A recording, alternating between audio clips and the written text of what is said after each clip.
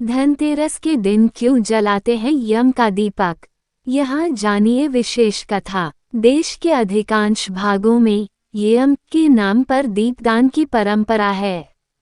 दीपावली के 2 दिन पूर्व धन्वंतरी त्रयोदशी के सायंकाल मिट्टी का कोरा दीपक लेते हैं। उसमें तिल का तेल डालकर नवीन रुई की बत्ती रखते हैं और फिर उसे प्रकाशित कर दक्षिण की तरह मुंह करके मृत्यु के देवता यम को समर्पित करते हैं। तत्पश्चात इसे दरवाजे के बगल में अनाज की ढेरी पर रख देते हैं। प्रयास ये रहता है कि यह रात भर जलता रहे, बुझे नहीं। क्यों प्रकाशित करते हैं ये दीपक? क्या है इसका रहस्य? इस संबंध में एक रोचक और सुंदर पुराण कथा मिलती है।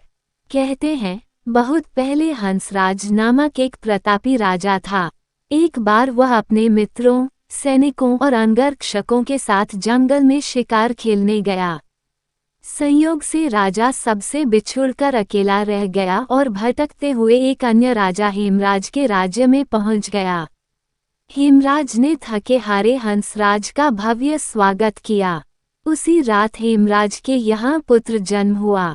इस खुशी के अवसर पर हेमराज ने राजकीय उत्सव में सम्मिलित होने के लिए आग्रह के साथ हंसराज को कुछ दिनों के लिए अपने यहाँ रोक लिया। बच्चे के छठवीं के दिन एक विचित्र घटना घटी। पूजा के समय देवी प्रकट हुई और बोली, आज इस शिशु की जो इतनी खुशियां मनाई जा रही हैं, यह अपने विवाह के चौथे दिन मृत्यु को प्राप्त हो जाएगा। इस भविष्यवाणी से सारे राज्य में शोक छा गया। हेमराज और उसके परिजनों पर तो वज्रपात ही हो गया। सबके सब स्तब्ध रह गए। इस शोक के समय हंसराज ने राजा हेमराज और उसके परिवार को ढांढस दिया, मित्र, आप तनिक भी विचलित न हो। इस बालक की मैं रक्षा करूंगा। संसार की कोई भी शक्ति इसका बाल बांका नहीं कर सकेगी। हंसराज ने यमुना के किनारे एक भूमिगत किला बनवाया और उसी के अंदर राजकुमार के पालन पोषण की व्यवस्था कराई।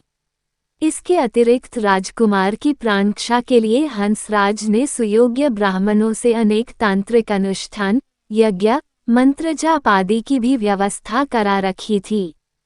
धीरे धीरे राजकुमार युवा हुआ। उसकी सुंदरता एवं तेजस्विता की चर्चा सर्वत्र फैल गई। राजा हंसराज के कहने से हेमराज ने राजकुमार का विवाह भी कर दिया। जिस राजकुमारी से युवराज का विवाह हुआ था, वह साक्षात लक्ष्मी लगती थी। ऐसी सुंदर वर वधू की जोड़ी जीवन में किसी ने न देखी थी।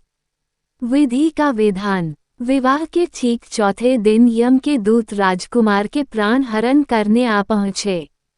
अभी राज्य में मांगलिक समारोह ही चल रहा था। राजपरिवार और प्रजाजन खुशियां मनाने में मग्न थे। राजकुमार और राजकुमारी की छवि देखकर यमदूत भी विचलित हो उठे, किंतु राजकुमार के प्राणहरण का अप्रिय कार्य उन्हें करना ही पड़ा। यमदूत जिस समय राजकुमार के प्राण लेकर चले, उस समय ऐसा हाहाकार मचा और दारुण दृश्य उपस्थित हुआ जिससे द्रवित होकर दूत भी स्वयं रोने लगे। इस घटना के कुछ समय पश्चात एक दिन यमराज ने प्रसन्न मुद्रा में अपने दूतों से पूछा, दूतों, तुम सब अनंत काल से पृथ्वी के जीवों का प्राणहरण करते आ रहे हो, क्या तुम्हें कभी किसी जीव पर दया आई है और मन में यह विचार उठा है कि इसे छोड़ देना चाहिए? यम के दूत एक दूसरे का मुंह देखने लगे। यमराज ने उनके संकोच को भांपकर उन्हें उत्साहित किया, झिझको मत, अगर ऐसा प्रसंग आया हो तो निर्भय होकर बताओ। इस पर एक दूत ने सिर झुकाकर निवेदन किया, मृत्युदेव, ऐसे प्रसंग तो कम ही आए हैं, किंतु एक घटना अवश्य हुई है जिसकी स्मृति मुझे आज भी विह्वल कर देती है। ये कहते हुए दूत ने हेमराज के पुत्र के प्राणहरण की घटना सुना दी। इस दुखद प्रसंग से यमराज भी विचलित हो उठे। इसे लक्ष्य करके दूत बोला, नाथ, क्या कोई ऐसा उपाय नहीं है जिससे इस प्रकार की अकाल मृत्यु से प्राणियों को छुटकारा मिल जाए?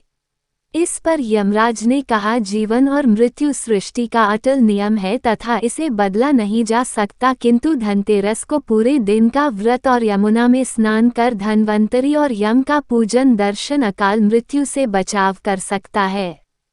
यदि यह संभव न हो तो भी संध्या के समय घर के प्रवेश द्वार पर यम के नाम का एक दीपक प्रज्वलित करना चाहिए। इससे असामयिक मृत्यु और रोग से मुक्त जीवन प्राप्त किया जा सकता है। इसके पश्चात से ही धनतेरस के दिन धन्वंतरी के पूजन और प्रवेश द्वार पर यम दीपक प्रज्वलित करने की परंपरा है।